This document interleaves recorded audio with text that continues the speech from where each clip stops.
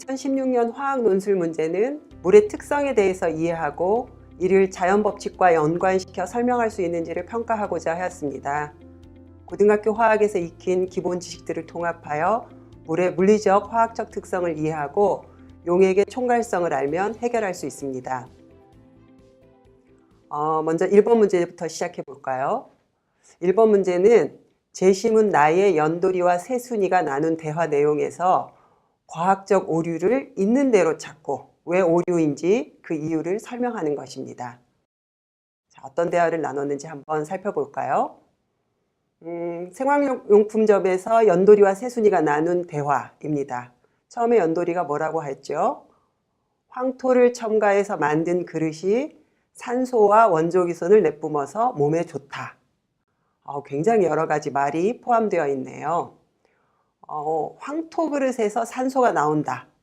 이것이 과학적 사실일까요? 만약 황토 그릇에서 계속해서 산소를 내뿜는다면 그릇의 무게가 점점 줄어들어야겠죠. 사실 황토 그릇은 그 안에 조그만 구멍이 있어서 아주 많이 있어서 공기를 머금을 수 있고 머금은 공기를 다시 내놓을 수 있고 공기가 들랑달랑 할 수 있는 것입니다. 그러니까 산소를 내뿜는 것이 아니라 공기가 그릇 사이에 조그만 구멍들에 들어갔다 나왔다 하는 것입니다. 다음은 황토 그릇에서 원적외선이 나온답니다. 이건 어떤가요? 황토 그릇은 실제로 여러 가지 파장의 복사선을 방출하는데 이때 파장의 분포는 그릇의 온도에 따라 다릅니다. 만약 그릇에서 복사선이 계속 나온다면 그릇은 계속 차가워지겠죠. 그러나 그릇은 주변의 공기로부터 열 에너지를 계속 공급받기 때문에 아마도 일정한 온도를 유지하고 있을 겁니다. 이렇게 열적으로 평형 상태에 있는 사물은 여러 파장의 복사선을 방출할 수 있습니다. 여러분이 고등학교 1학년 과학에서 배운 것처럼 우주 복사선을 검출해서 우주가 매우 차갑다는 것을 알았지요.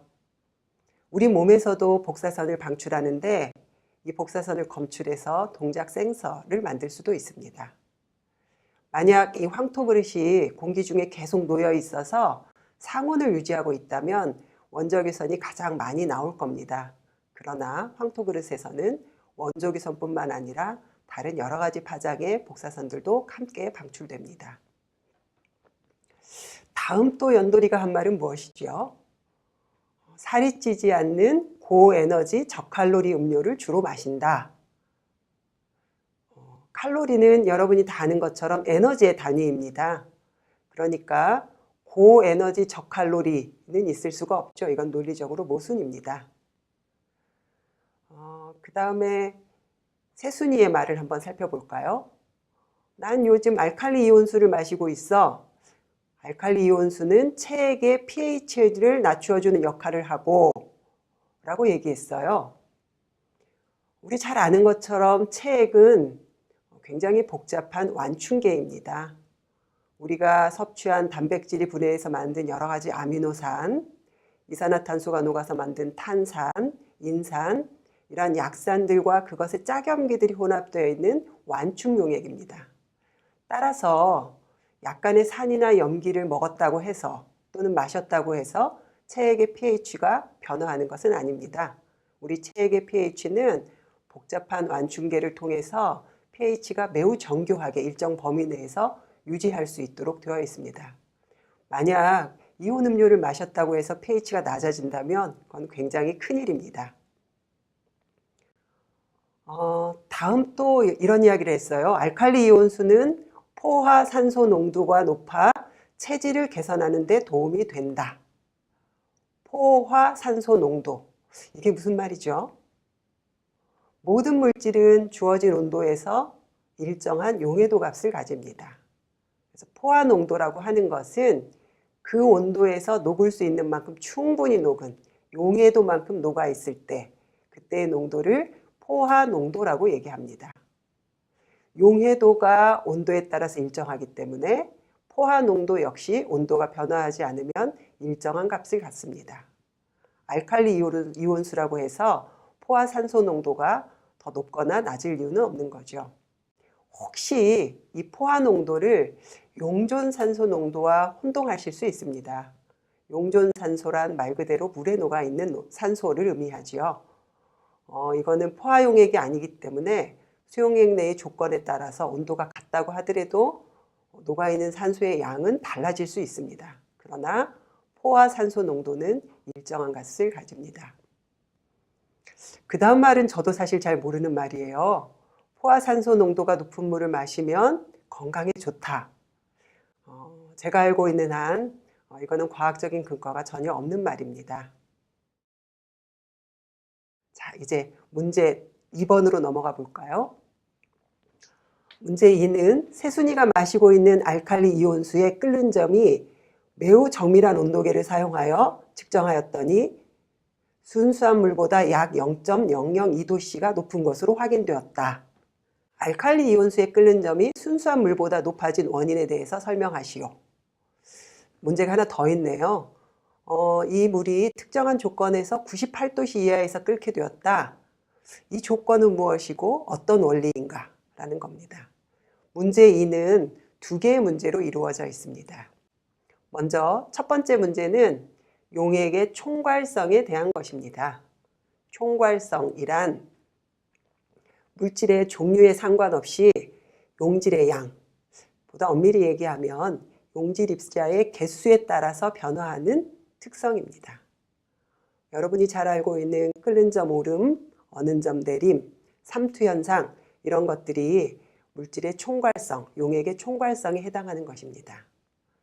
순수한 물에 물질을 넣으면, 용질을 넣으면 끓는 점이 올라가고 어는 점은 내려가는데 이게 바로 끓는 점 오름, 어는 점 내림 현상이라고 하고 얼마나 온도가 올라가느냐 내려가느냐 하는 정도는 용질의 양에 비례합니다. 여기 수식이 있죠. 끓는 점 오름은 0.51 곱하기 m. 여기서 m이라고 하는 것은 용액의 몰랄 농도를 의미합니다. 용질이 무엇이 되었든지 간에 끓는 점 오름은 0.51 곱하기 몰랄 농도, 어는 점 내림은 1.81 곱하기 몰랄 농도에 비례하는 특성을 가지고 있습니다. 자, 알칼리 이온수의 농도, 온도를 측정해 봤더니 0.002도라고 했죠. 이거를 0.51로 나누면 알칼리 이온수가 가지고 있는 이온의 전체 농도는 0.002 나누기 0.51 해서 대략 0.004 몰랄 농도가 될 것입니다. 자, 그 다음 문제로 넘어가 볼까요? 두 번째 문제는 끓는 점이 100도씨가 아니라 98도씨에서 끓었어요. 외부 환경 변화에 따라서 어떻게 변화하는지를 이해하느냐의 문제입니다. 끓는 점의 정의가 뭐죠? 끓는 점이란 물질의 증기압이 외부 압력과 같아지는 온도를 말합니다. 증기압은 온도가 일정하면 일정한 값을 가지기 때문에 마찬가지로 외부 압력이 높아지면 끓는 점은 높아지고 외부 압력이 낮아지면 끓는 점은 낮아지겠죠. 이 원리를 이용한다면 상온에서도 공기를 뽑아서 압력을 충분히 낮추면 물을 끓게 할 수 있습니다. 자, 그러면 이 문제에서는 물이 98도씨에서 끓었다. 조건은 무엇인가요? 외부 압력을 낮추었을 때입니다. 외부 압력을 낮추었을 때 물이 98도씨에서 끓었습니다. 여러분이 잘 아는 것처럼 이렇게 외부 압력이 1기압일 때 끓는 것을 우리는 정상 끓는 점이라고 이야기합니다. 이 경우에는 물질이 정상 끓는 점에서 끓는 게 아니라 외부 압력을 낮춰서 그보다 낮은 온도에서 끓은 것입니다. 자, 다음은 3번 문제로 넘어가 보겠습니다. 3번 문제는 약간의 계산을 해야 되는 문제이네요. 알칼리 이온수의 pH를 측정한 결과 9.0으로 확인되었다. 이 알칼리 이온수 900ml에 두 가지 용액을 섞어서 서로 다른 혼합 용액을 만들었어요. 첫 번째는 1몰 아세트산 수용액 100ml를 첨가해서 혼합 용액을 만들었고, 두 번째는 1몰 염산 용액 100ml를 첨가하여 혼합 용액을 만들었습니다. 이 두 각각 혼합 용액의 pH가 어쩔지 예측하고 끓는 점이 어느 정도 변화할지를 설명하라는 것입니다. 그리고 문제에서 아세트산의 이온화 상수 Ka 값을 주었고요. 그리고 이 조건에서는 몰랄 농도와 몰 농도는 같다고 가정한다라고 하는 조건을 주었습니다. 자, 한번 해결해 볼까요? 자, 아세트산 용액을 넣어준 경우부터 한번 계산을 해볼까요? 아세트산을 넣어준 양이 얼마입니까? 몰수가 1몰을 100ml, 0.1리터 넣기 때문에 아세트산의 몰수는 0.1몰입니다.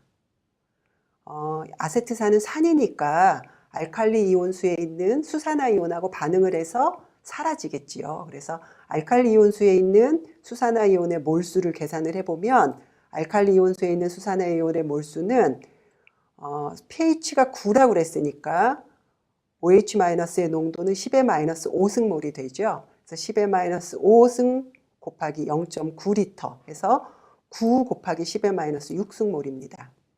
먼저 중화 반응을 통해서 아세트산이 얼마나 소비되었고 얼마나 남았는지를 파악을 해보도록 하겠습니다. 여기 표에 있는 것처럼 중화 반응을 통해서 아세트산은 수산화이온과 반응해서 물이 되고 중화를 통해서 물이 되고 아세트산 음이온이 형성이 됩니다. 처음에 몰수는 아세트산이 1몰, 수산화이온이 9 곱하기 10의 -6승몰, 그리고 생성물은 없었습니다. 여기서는 수산화이온이 훨씬 더 적기 때문에 수산화이온이 다 소비될 때까지 반응이 진행되겠죠. 그래서 반응이 다 중화 반응이 끝났을 때 소비된 양은 수산화이온이 9 곱하기 10의 -6승몰 줄어들었고 아세트산도 개수가 똑같으니까 똑같은 양 줄어듭니다. 그리고 그 줄어든 만큼 물과 아세트산 음이온이 형성이 되게 됩니다. 그래서 중화 반응이 끝난 다음에 용액 속에는 아세트산은 0.1 9 곱하기 10의 -6승몰이 남아있을 거고 아세트산 음이온은 9 곱하기 10의 -6승몰이 남아있게 됩니다. 자, 중화 반응이 끝난 다음에 남아있는 아세트산 용액의 자체 해리에 따라서 pH가 결정될 텐데요. 중화 반응 후에 용액에 남아있는 각각의 농도는 어떻게 될까요? 아세트산의 농도는 앞에 본 것처럼 0.1 9 곱하기 10의 -6승몰이 1리터에 녹아 있어요. 근데 이 9 곱하기 10의 -6승몰은 0.1에 비해서 너무나 작은 숫자이기 때문에 이 경우 그냥 근사적으로 무시를 해서 0.1몰이라고 해도 무방합니다. 1%가 안 되는 거니까 무시할 수 있어요. 그리고 아세테이트, 아까 아세트산 음이온의 농도가 9 곱하기 10의 -6승몰이죠. 그래서 요 처음에 아세트산이 0.1몰, 아세트산의 음이온이 9 곱하기 10의 -6승몰 있을 때 이 용액의 pH를 구하는 문제입니다. 이거 완충 용액의 pH를 구하는 문제하고 똑같아요. 이것도 이 분자 상태로 있는 아세트산이 부분적으로 해리가 되겠죠. 우리가 해리되는 양을 X라고 하면 아세트산은 묽은 산이기 때문에 약산이기 때문에 이 X는 굉장히 적은 양이 될 겁니다. 그래서 아세트산이 X만큼 줄어든다면 수소 양이온이 X만큼 증가할 것이고 마찬가지로 아세트산의 음이온도 X만큼 증가할 것입니다. 그래서 평형에 도달했을 때 양은 아세트산은 0.1 X 몰만큼 존재할 것이고 수소는 X몰만큼 아세트산 음이온은 9 곱하기 10의 -6승 플러스 X만큼 존재할 것입니다. 이 농도들을 산해리 평형 방정식에 집어넣으면 H의 농도를 구할 수 있습니다. KA는 이렇게 표현이 되죠. 이때 분모는 0.1 X, 분자 수소이온의 농도는 X, 아세트산 음이온의 농도는 9 곱하기 10의 -6승 플러스 X, 이게 KA 값하고 똑같습니다. 10의 -5승몰이에요. 여기서도 이 복잡한 2차 방정식을 푸는 것보다 근사해서 푸는 게 훨씬 더 간단하게 그 방정식을 풀 수 있습니다. KA 값이 매우 적은 아세트산은 약산이기 때문에 이 X는 0.1에 비해서 훨씬 적습니다. 1% 미만이어서 무시할 수 있고요. 또 9 곱하기 10의 -6승보다는 큰 값을 가진다고 전제해서 이렇게 가정을 하게 되면 우리가 분모는 0.1이 되고 분자는 요 값을 요 값을 무시하게 되니까 x의 제곱이 되겠죠. 이꼴 ka 10의 마이너스 5승 이렇게 되죠. 그러면 x는 굉장히 간단하게 구할 수 있습니다. x는 10의 마이너스 3승몰. 수소이온의 농도는 10의 마이너스 3승몰입니다. 자, 우리가 여기서 이 근사를 했던 것이 합리적인가요? 10의 마이너스 3승몰이 0.1에 비해서 무시할 수 있을 만큼 작고 9 곱하기 10의 마이너스 6승에 비해서는 훨씬 큰 값인가요? 네, 그렇죠. 100배보다 더 크죠. 그래서 이 근사는 합리적입니다. 그렇기 때문에 우리는 이걸 그대로 수소연의 농도라고 보고 pH를 계산할 수 있습니다. pH는 마이너스 로그 H 플러스의 몰 농도니까 pH는 3.0으로 계산할 수 있습니다. 자, 이제 끓는 점이 얼마나 오르는지를 계산하라고 그랬죠. 아까 얘기한 것처럼 끓는 점이 얼마나 오르는지는 녹아있는 용질 전체의 몰랄 농도에 비례합니다. 그럼 어떤 화학종들이 녹아있죠? 먼저 아세트산, 해리되지 않은 분자 상태의 아세트산이 있고요. 아세트산으로부터 해리된 수소이온과 아세트산 음이온이 있습니다. 그리고 물에서 해리된 하이드록사이드, 수산화이온을 포함해서 다른 이온도 존재할 수 있죠. 근데 이 경우 아까 살펴본 대로 분자 상태에 해리되지 않은 아세트산에 비해서 나머지 농도들은 매우 작기 때문에 무시할 수 있어서 전체 용질의 농도는 0.1몰이라고 생각해도 됩니다. 그러면 몰 농도가 몰랄 농도라고 하고 같다고 전제했을 때 우리는 끓는 점 오름을 계산할 수 있어요. 아까 끓는 점 오름은 0.51 곱하기 몰랄 농도 이렇게 됐으니까 대략 0.05도씨 정도 끓는 점이 올라갈 것이다 라고 예측할 수 있습니다. 이제 염산 수용액을 넣어준 혼합 용액에 대해서 한번 살펴볼까요? 이건 좀 간단해요. 센산이어서 아까 약산은 부분적으로 해리되는 것에 반해서 센산은 완전히 해리되기 때문에 복잡한 평형상수를 고려할 필요가 없이 매우 간단합니다. 먼저 pH를 계산하려면 수소이온의 몰 농도를 계산해야 되는데 염산은 센산이어서 완전히 해리하는 것으로 가정할 수 있어서 가해준 염산의 양과 똑같습니다. 1몰 100ml를 900ml 알칼리 이온수에 가해서 용액 전체의 부피는 대략 한 1리터가 되겠죠. 그래서 이거는 0.1몰 염산 용액에서 나온 0.1몰 수소 양이온이라고 계산할 수 있습니다.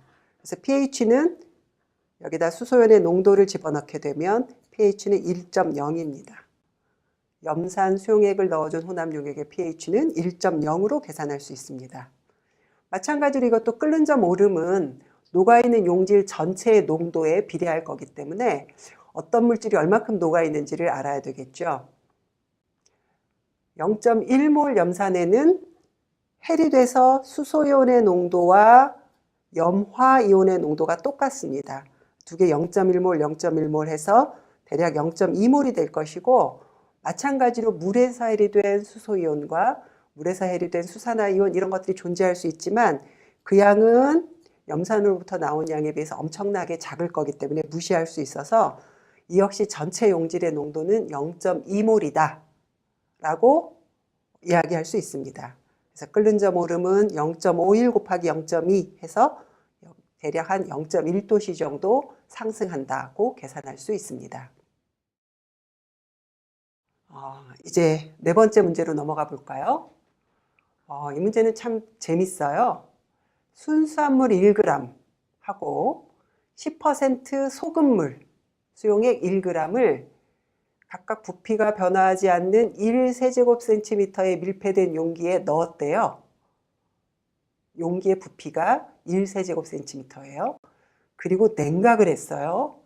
얼면서 액체의 어느 점이 각각 어떻게 변화할지를 비교하여 설명하는 게 문제입니다.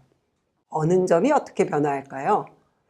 자, 각각의 부피가 어떻게 변화하는지를 좀 생각을 해봐야 되는데 이때 지문 다에 있는 그래프로 여러분이 참고하시는 게 좋아요. 한번 보세요. 지문 다의 그래프를 보면 물의 밀도는 4도씨에서 1g/세제곱센티미터로 가장 높고 얼음이 되면 어떻게 되죠? 갑자기 물의 밀도가 툭 떨어져서 한 10% 정도 감소합니다. 다시 말하면 물을 넣을 때 부피가 약 10% 정도 증가한다고 얘기할 수 있습니다. 그 다음에 우리가 1세제곱센티미터 용기에 넣었는데 물 1g은 부피가 1세제곱센티미터이죠. 그러니까 용기에 꽉 찼어요. 그런데 10% 염화나트륨 수용액은 밀도가 대략 한 1.1 g/세제곱센티미터이니까 1g의 부피는 1세제곱센티미터가 안 되죠. 약 한 0.9세제곱센티미터가 돼요.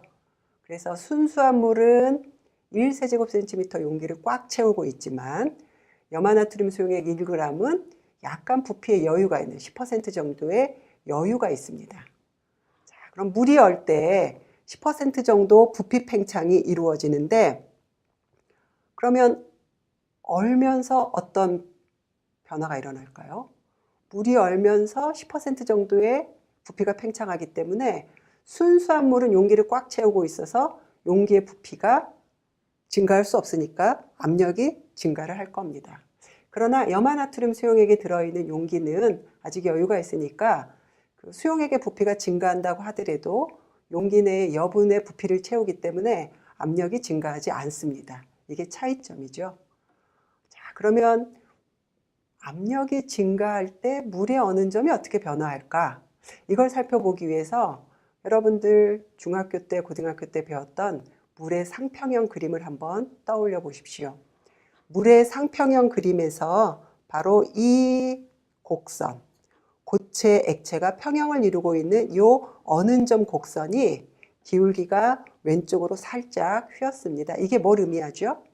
이거는 같은 온도에서 고체의 압력을 높이게 되면 액체, 물이 된다는 거죠. 액체가 더 밀도가 높은 상이기 때문에 얼음은 압력을 높이면 물이 됩니다. 다시 말하면 용기의 압력이 높아지게 되면 물의 어는 점은 내려가는 거죠. 지금 문제에 나와 있는 정보로는 어는 점이 얼마나 내려갔는지를 정확하게 계산할 수는 없습니다. 다만 순수한 물은 용기를 꽉 채워서 얼면서 압력이 증가하기 때문에 어는 점이 약간 낮아진다고 말할 수 있습니다. 염화나트륨은 어떻게 될까요? 염화나트륨은 아까 부피가 증가한다고 해도 공간이 있기 때문에 압력이 증가하지 않는다고 얘기했죠. 그래서 염화나트륨 수용액의 어는 점은 원래 염화나트륨 10% 수용액의 어는 점하고 달라지지 않을 것으로 예측할 수 있습니다. 10% 염화나트륨 수용액의 어는 점은 어떻게 될까요? 이것도 아까 총괄성을 활용해서 계산해 볼 수 있죠. 어는 점 내림은 1.86 곱하기 용질 전체의 몰랄 농도라고 그랬어요. 염화나트륨 10%니까 1리터에는 약 100g이 들어있죠. 100g을 몰 질량으로 나눠서 몰수를 구하고 염화나트륨 하나가 물에 녹아서 완전히 해리된다고 가정했을 때 2개, Na 플러스 Cl 마이너스 2개의 입자가 나오기 때문에 여기다 1을 곱해줬습니다. 그럼 어는 점 내림은 대략 한 6.4도 C 정도로 계산이 됩니다. 그래서 약 마이너스 6도 C에서 10% 염화나트륨 수용액이 얼을 것이고 아까 1세제곱센티미터 용기에는 1g의 염화나트륨 수용액도 이 온도에서 얼기 시작할 것으로 예측할 수 있습니다. 용액의 총괄성은 항상 성립하는 것들이 아니라 아주 낮은 농도에서만 성립하는 그러한 한계가 있는 그러한 성질입니다.